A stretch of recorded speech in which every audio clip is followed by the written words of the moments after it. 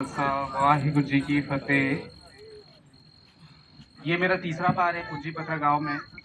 उस तरह से यहाँ के लोग जान भी रहे होंगे, मैं तीसरी बार आ चुका हूँ करके, तो परिचय ज़्यादा देने की जरूरत तो नहीं पड़ेगा मेरे को। आज का टॉपिक था अपना खालसा सृजना दिवस के रूप में आज जो मनाया गया है। ये गुरु गोविंद सिंह साहिब की एक अलग सोच थी। उस समय क्या होता था कि जब युद्ध होते थे तो दोनों यानी कि जब दोनों तरफ के लोग जब युद्ध के दौर पर यानी कि जब उतरते थे मैदान में, तो कई दफा ऐसा होता था कि कई अपने ही आदमियों को विरोधी पक्ष मान करके एक दूसरे से युद्ध करना शुरू कर देते थे। तो दूसरी एक थिंकिंग इस पे ये भी गुरु गोविंद सिंह साहिब की हुई कि मैं ऐसा यानी कि कौम साजूंगा, ऐसा अपना सिख बनाऊंगा जो 1.25 लाख में भी, करोड़ों की भीड़ में भी एक मेरा खालसा अलग नजर आएगा। जो स्वरूप उन्होंने हमें यानी कि दिया है, खालसा मैं ही हूँ। परमात्मा ने हमें जो यानी कि बनाया है, कुछ खास सोच समझ के ही बनाया है। जो हमारे सर पे जो ताज दिया गया है गुरु ने, ये ताज यानी कि गुरु नानक देव जी से ही चलते आई है। ये परंपरा यानी कि अपने सिख धर्म में गुरु नानक देव जी की देन है। पहला गुरु नानक देव जी हुए हैं जो अपना सिखी धर्म को संचालित करने में पहला योगदान दिए हैं। उन्होंने अपना, जब इस देश में जब 4 वर्ण प्रथा थी, ब्राह्मण क्षत्रिय शूद्र वैश्य, 4 वर्ण पर आधारित ये देश चल रहा था, संचालित हो रहा था। इन 4 पर ही टिका हुआ था इस देश का नींव। उनके कार्यों के आधार पर ही ये बांटा गया था कि ब्राह्मण केवल पूजा कर सकते हैं, क्षत्रिय अपना साज समान का काम कर सकते हैं और रक्षा का काम कर सकते हैं, शूद्र और वैश्य को तो एकदम नीचे तबका का माना जाता था, जिसे अपने साथ उठना बैठना खाना पीना भी नहीं किया जाता था। ऐसे दौर में जब गुरु नानक देव जी इस धरती पर प्रकट हुए हैं, सतगुरु नानक प्रगटया मिटी धुंध जग चानन हुआ। इसका अर्थ है कि जब उस समय उस समय जब दौर में, जब ठंड के समय में जिस तरह से धुंध जो पड़ती है, उस प्रकार इस देश में भेदभाव का, ऊंच नीच का इतना अंधकार था कि ना पूछा जाए। उस अंधकार को दूर करने के लिए उस सूर्य की जरूरत पड़ती। उसी सूर्य के समान गुरु नानक जी का इस धरती पे जन्म होता है। तो उन्होंने सबसे पहले जनेऊ पहनने से इनकार किया। जनेऊ उन्होंने ऐसा कहा कि ऐसा सूत हो जो यानी कि लोगों को प्रफुल्लित करे, और ऐसा सूत होना चाहिए जो एकदम प्रपिक हो, जो टूटे ना। तो जब पंडित को गुरु नानक देव जी कहते हैं कि मेरे को ऐसा सूत लाके दो जो टूटे ना, तो बोलते हैं ये तो धागे का, ये तो टूट जाएगा। तो वो बोलते हैं कि नहीं, मैं ऐसा सूत नहीं धारण करना चाहूंगा जो एक झटके में टूट जाए। ऐसा प्रपक्ता होना चाहिए, ऐसा निडरता होना चाहिए, जिस सूत को मैं धारण करूं वो हमेशा के लिए रहे। तो ऐसा सूत का निर्माण करके लाओ, तभी मैं इस धारण करूंगा। तो उन्होंने खिलाफत यहीं पर से शुरू कर दी थी गुरु नानक देव जी ने। उन्होंने ब्राह्मणवाद का जो बोला जाए, वो एक जड़ यानी कि पहला यानी कि नींव मिलाया था उस समय गुरु नानक देव जी ने। बोले कि ये यानी कि गलत चीज है। तो वो हर एक चीज जो किसी भी समुदाय, मजहब या कम्युनिटी से अगर संबंध रखता है, तो उनकी गलत चीजों पर बिल्कुल कठोर तरीके से उनका यानी कि विरोध किए उन्होंने, कि कहे कि ये चीज गलत है तो गलत है। तो उसका उन्होंने यानी कि उदाहरण भी दे करके लोगों को समझाया, अवगत कराया। जब गुरु नानक देव जी का समय आता है, जो बाल्य अवस्था होने के बाद युवा अवस्था में प्रवेश करते हैं, तो उनके पिताजी ने उस समय उनको 20 रुपए दिया। बोले कि आप अपना व्यवसाय शुरू करके आओ। तो जब वो रास्ते में उनके साथ उनके पिताजी एक सहयोग के लिए उनका एक साथी भेजते हैं कि जाओ इनके साथ में, कि ये कुछ बिजनेस करना चाहता है, तो जा करके देखो, इनका सहयोग करो, बिजनेस स्टार्ट कर पाए। तो जब 20 रुपए उस जमाने में 550 से भी ज्यादा समय का बात है, उस समय यानी कि उस समय में उनके पिताजी ने 20 रुपए दिया था। और 20 रुपए दे करके जब वो रास्ते में जब गए हैं, तो उन्होंने देखा है कि कई पीर फकीर एक पेड़ के नीचे भूखे प्यासे बैठे हुए थे। तब यानी कि गुरु नानक देव जी ने ये सोचा, क्यों नहीं ये 20 रुपए का व्यवसाय मैं आज यहाँ से शुरू करूँ।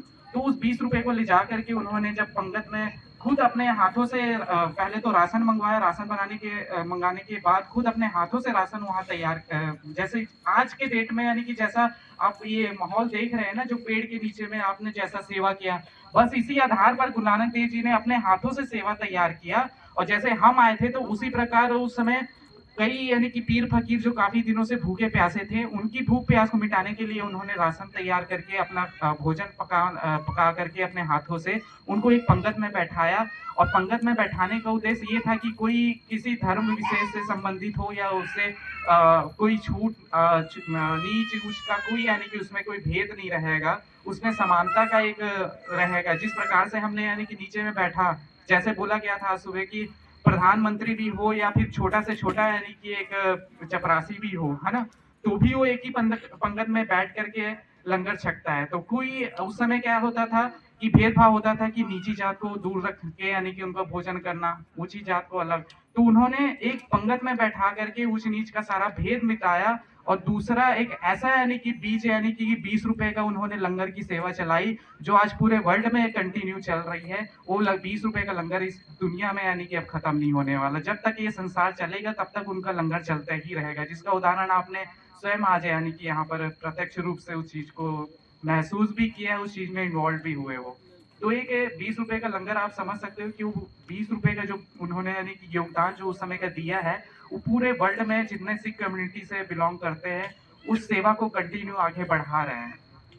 तो ये एक बहुत ही महत्वपूर्ण यानी कि पार्ट रहा है गुरु नानक देव जी का, जो एक मानवता के लिए और इंसानियत के तौर पर एक जरूरतमंद की कैसे यानी कि सेवा की जा सकती है, उसका एक मिसाल यानी कि उन्होंने कायम किया है, जो आज पूरी दुनिया मान रही है। जब कोरोना काल में जब अमेरिका में लोगों को सेवा के लिए जब गुरुद्वारों से यानी कि पैसे लोगों के पास खाने के लिए पैसों के लिए तंगी हो गई थी, तो उस समय गुरुद्वारे के यानी कि दरवाजे खोल दिए गए। जब सारे यानी कि जितने भी मंदिर हो गए, चर्च हो गया, गिरजा हो गया, सारे धार्मिक स्थान पर ताला लग गया, लेकिन एक जगह था गुरु नानक देव जी का दर जिसमें कभी ताला नहीं लगा। जहाँ ना तो भारत में लगा, ना इंडिया ना तो भारत के बाहर किसी वर्ल्ड में लगा। हम लोग भी उस समय गुरुद्वारे में अपने क्षेत्र पे बाकी मुगरा कटघोरा जो क्षेत्र था वहां बस अपने गुरुद्वारे में जाकर के सेवा करते थे और अपने हाथों से लंगर बना करके और क्वारंटाइन का सारे नियम को फॉलो करके टिफिन में पैक करके यानी कि बटाया जाता था। तो एक बहुत बड़ा यानी कि उनका एक लंगर का प्रथा जो चला वो चला। और दूसरी बात ये कि जब गुरु नानक देव जी से चलते चलते गुरु गोविंद सिंह से वक्त आता है, तो उसके बाद एक ऐसा यानी कि उन्होंने खालसा सजाया जो अपने लिए तो अपनी रक्षा कर सकेगा, लेकिन दूसरों और मजलूमों की रक्षा के लिए शस्त्रों का धार नहीं बनाया। अगर हम आज के डेट में अगर देखें, हम बगैर शस्त्र के एक बकरी के समान है, एक भेड़ के समान है, कोई भी हमें कुछ भी करके चला जाएगा, हम अपनी रक्षा नहीं कर सकते। लेकिन आज हमारे पास अगर ये श्री साहब रहेगा, हम अपनी रक्षा तो कर पाएंगे लेकिन दूसरों को भी रक्षा हम लोग कर सकते हैं।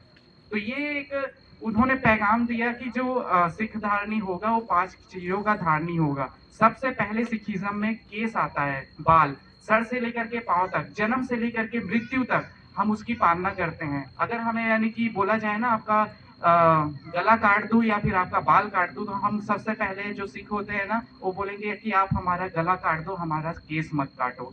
क्योंकि उस समय जो देखा जाए हिंदू धर्म में भी जितने भी यानी कि जो भी आध्यात्मिक गुरु हुए हैं, जितने भी महान पुरुष हुए हैं, उनको आप देखे होंगे कि वो भी यानी कि केस का इंपॉर्टेंट रखते थे। इसके पीछे उद्देश्य ये है कि परमात्मा जिस प्रकार हमें इस धरती पे भेजता है, हमें उसी स्वरूप में रहना चाहिए, हम उसमें काट छाट नहीं करना चाहिए। केस अगर दिया है परमात्मा ने सर से लेकर के पांव तक, जहां बस भी हमारा केस है, वो कुछ ना कुछ उद्देश्य के लिए ही दिया है। क्या परमात्मा को ही गलत काम करके तो नहीं भेजा है कि जो उसके हमें नुक्स ढूंढ करके हम उस चीज को अपने शरीर से अलग करें। तो केस एक बहुत बड़ा यानी कि पार्ट है हमारे शरीर का। विटामिन ई की पूर्ति भी हमारे केस के माध्यम से हो जाती है। ये चीज एक साइंस का दौर है। केस हो गया, गड़ा हो गया, जो ये गड़ा है ये प्योर लोहे का होना चाहिए। और दूसरा कृपाण, ये कृपाण होना चाहिए।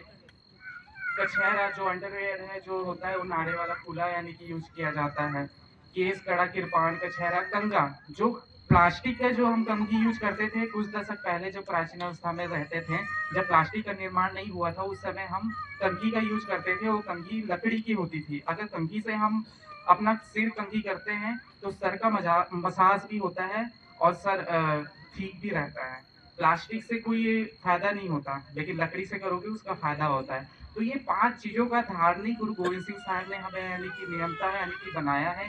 केस, कड़ा, किरपान, कछहरा, कंगा, 5 के से बना ये सिक्की यानी कि स्वरूप है, वो आप देख सकते हो। और इसका धारणी होना ही सिख कहलाता है।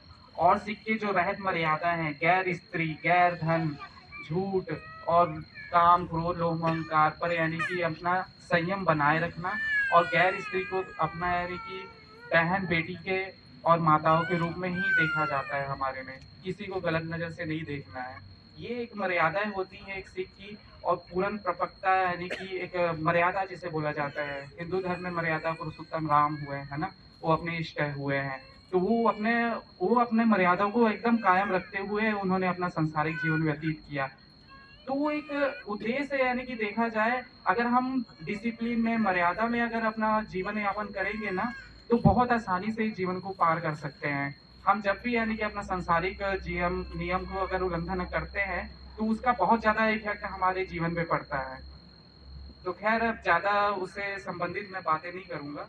और जो आपका प्रोग्राम अब जो ओली किया गया है अपने वीर की तरफ से, खैर इसको आगे बढ़ाया जाए। और जो भी अब धार्मिक से संबंधित है, इतना काफ़ी आप लोगों के लिए।